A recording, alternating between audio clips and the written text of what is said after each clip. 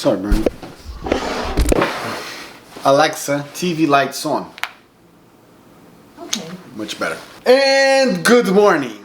Today is one of those days that I didn't do a lot of nice stuff, but I still want to keep my commitment of having one video every single day for the next 6 days, ending in November 30th. So I'm just going to answer some questions that people ask me on my social medias about, of course, real estate, because that's what I do and people want to know about it. So it is what it is. So if you don't like real estate, just come back tomorrow and probably we're going to have something better. So let's go. What do I think about wholesale? I think wholesale, it is a great way to start in real estate. Well, let me rephrase that. I think, in my opinion, wholesale is a way to start in real estate when you don't have money, but it will give you a burnout, and every single wholesaler that I know starts in wholesaling, see how hard it is, and then one of the two things. Either they start developing stuff or they evolve like to a fix and flip and then they start developing, or they start selling courses of how doing wholesale. And the beauty of wholesale is that you can start with zero money or with very little money because you're not buying anything. Actually, you are in the middle of a buyer and a seller, not as a broker because you don't have a license or you don't need a license to be a wholesaler. However, you are talking to some person saying that you're going to buy their house. You put their house under contract and now you need to find a seller. What I don't like about the process of wholesaling is a few things. So, Brownie, one of the things that I don't like in wholesaling is that usually people that are doing wholesale, they are not being 100% transparent or honest, because they are calling usually people that are selling as for sale by owners, or they're selling their own house, or people that are not even trying to sell their houses and they're calling, say they are going to buy their houses. You know those signs when you see on the street, "We buy your house for cash"?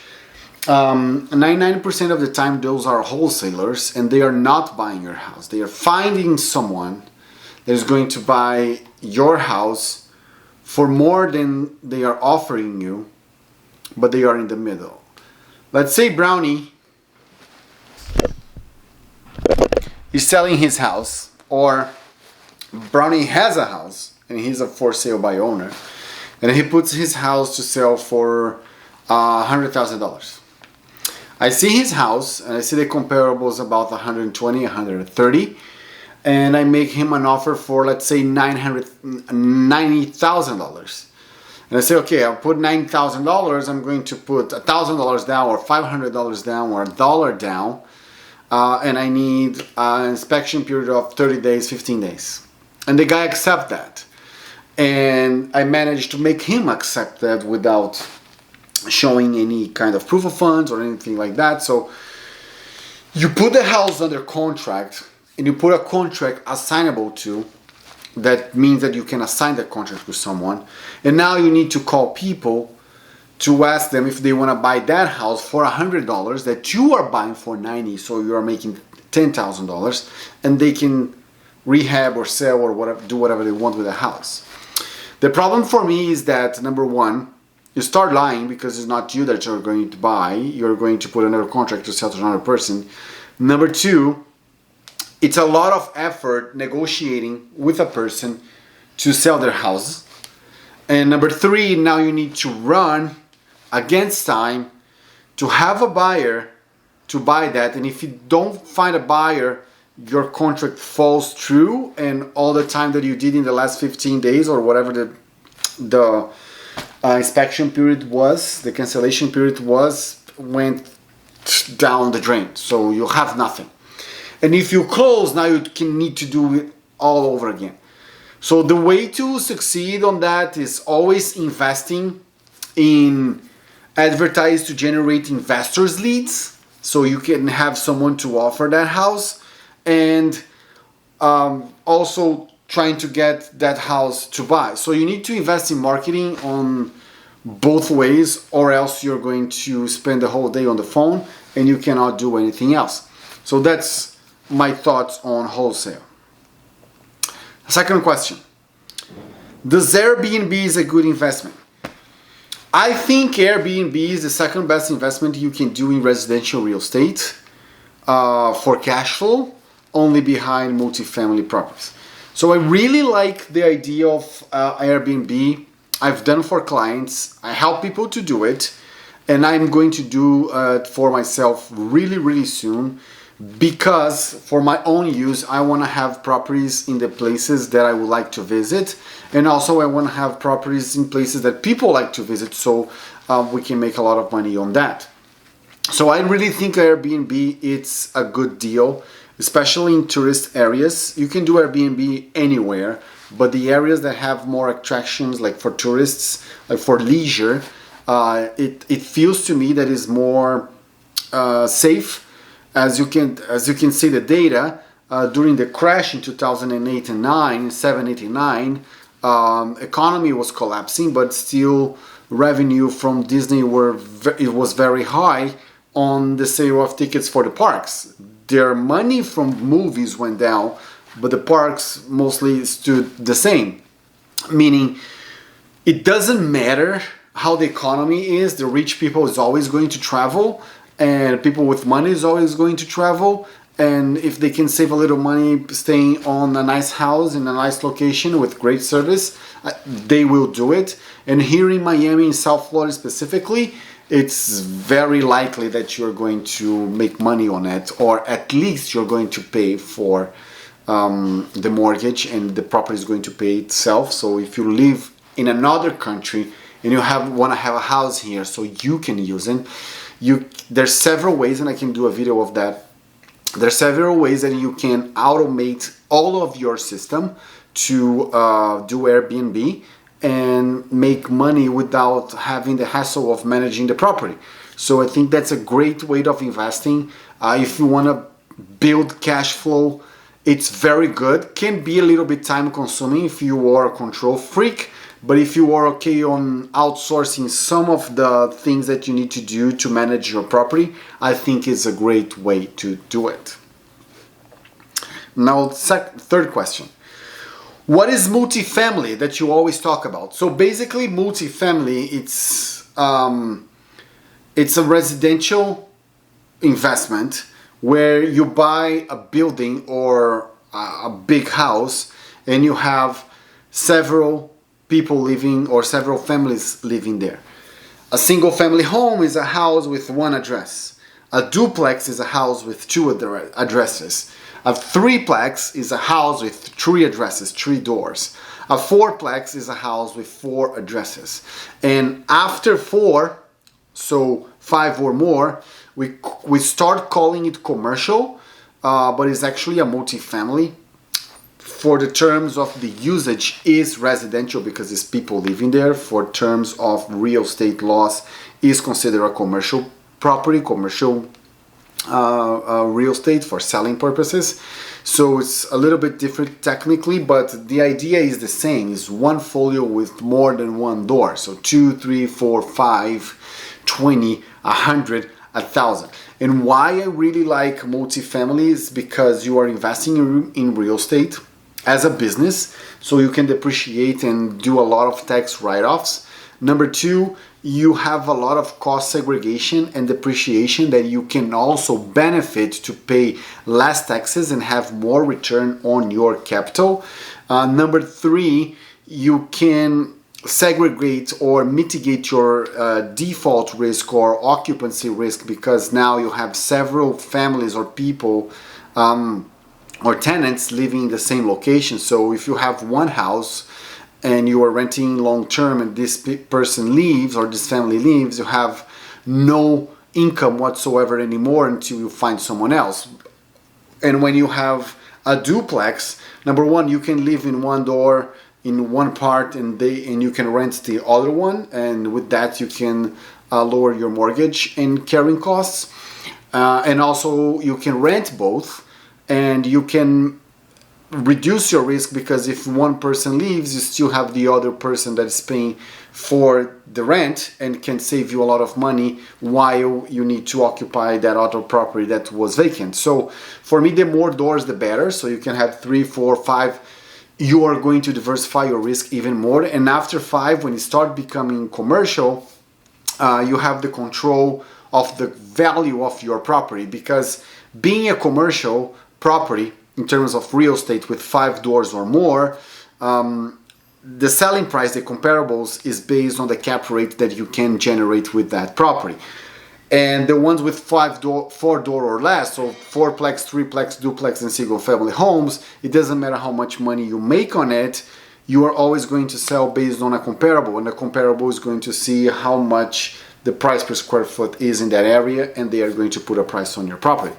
And if it is 5 doors or more, if you can increase the rent and reduce the cost, you're generating more return for that property, so you can increase the price, the market value of your property. So that's why I really like multifamily, and it's very, I think right now at this moment it's getting very popular because a lot of people want to invest in real estate and have income. The rents are super expensive, so that's a very good point to a pro to invest in multifamily properties. And the big investment funds love multifamily properties, especially when they have to do nothing to renovate and to maintain their property and just collect cash flow. So I really think multifamily is a very good deal. Is the interest rates high? Yes, the interest rates right now they are very high, but that doesn't mean that you're not going to invest in real estate because of that, and I'm going to explain you why. So if you're going to get a mortgage to buy a property that is 8% interest rates, but this property generates you, let's say you're going to do Airbnb, generates you 10, 12, 13% return on the money, you are going to get a mortgage for, let's say, 80% of the property value. So that 8%, that 8% that you're paying is just over the 80% of the mortgage that you got. So basically, in terms of, let me do 8%. So actually, based on the price of the property, this is your interest rate, 6.4. Why? Because if you're paying 8% on 80% of the value, because that's how much money you borrow, 80% of the property value, that 80% represents 6.4 for the 100% of the property, because you have everything. So you're going to rent that property and you're going to make 13%. So still, if you are making 13% return and you're paying 6% interest rates, you will still have 6.5% of return. So what I'm trying to say is, as long as the return on your investment is higher than interest rates, still a good deal. What is not a good deal at the first sight is if the interest rates is 8 and the return is 5, because now you're negative. So now you're negative 3 points. So the benefit of having this is the appreciation in the future. But if you are wanting to do like Airbnb, even with 8% interest rates, for me, is still a good deal. The bank will buy you the house, the tenant will pay off your debt, and you're still going to have a cash flow positive. How can it be better than that? You're going to buy a house with 20% down, you're having your tenants paying for your mortgage, and the balance still comes to your pocket. How can that not be a good investment? Another question. Buying land is a good investment. Can you finance? Well, buying land could be a good investment if you are in an area that is growing. For instance, the houses that we are building in La Belle, Florida, which is the central part of Florida, 2 years ago, October, actually 2 years ago, when we started doing business there, the lots were $12,000. Now you cannot buy anything for less than $24,000. So double the price. The lots double the price in the last 2 years. Why? Because if you see the map, La Belle Florida is in the middle of nowhere. And because it's in the middle of nowhere, houses there are very cheap. So people from areas that are close to La Belle prefer to live in La Belle and work in those big areas such as Fort Myers, Naples, or even Palm Beach, which is like 2 hours, but still.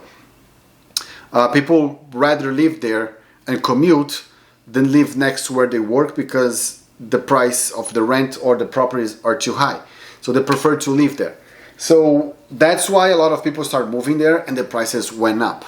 So if I would buy land, you cannot buy like in the middle of absolutely nowhere where growth from other areas will take like 20 years to get there, but you want to be close enough to a high developed area that makes sense for people to work in a place and live in another, but far away enough to justify that the growth, the geographical growth of that area will push the prices of where you want to buy the land makes sense in terms of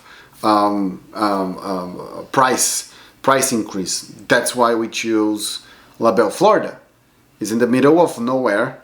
It's close enough to a very well developed area where the growth of that area will push the prices up. So that's why we're there. I still think $20,000 is a very good way to start investing in real estate. The carrying cost is very low because basically you need to pay the property tax, which is almost nothing, general liability insurance, and someone to cut the grass so the city doesn't bother you. So yeah, I really think buying lots in the right areas is a good investment. For foreigners is very good. Imagine you buy 10 lots of $20,000, $200,000. You buy 10 lots, you just live there, and maybe in 5 years, that $200,000 is $1 million. What's the best way to start in real estate with no or little money? The way that I started. The way that I started was I studied the market. I understood the market. I associate myself with a brand or a company or someone that understood a little bit more of construction, and I got investors to do projects. I didn't put any of my money in the first projects because I didn't have any, but I was able to show the investors that I was knowledgeable, I knew what I was doing, and they were paying me to do what they couldn't do because number one, they are in Brazil and I'm here. Number two, they don't know how to do it. And number three, they don't have the time to do it because they are doing whatever they want to do. They are working in their jobs and they just want to invest in real estate with someone that is willing to apply that knowledge to them. So for me, that's the best way to start in real estate if you have no money. It's better than fix and flip. It's better than wholesaling. It's better than whatever. So you find a good deal, you offer to investors and say, look, you want to invest on that? Let's do this. You put the money, I will do the work, and I get a fee for it. So that's what I did. That's how I started in real estate, and here I am. Almost. Let's see. The first project that I actually did was 2007-8. So 2017 was 10 years. So 15 years later, here I am. So yeah, those were some questions that people were asking me on Instagram. If you want to know anything about real estate or real estate investing, you can ask your questions in the comment or search me on Instagram and LinkedIn and whatever platform that I am, that I will answer the question for you. So yeah, that's it. We'll come back tomorrow, and Brownie says bye-bye.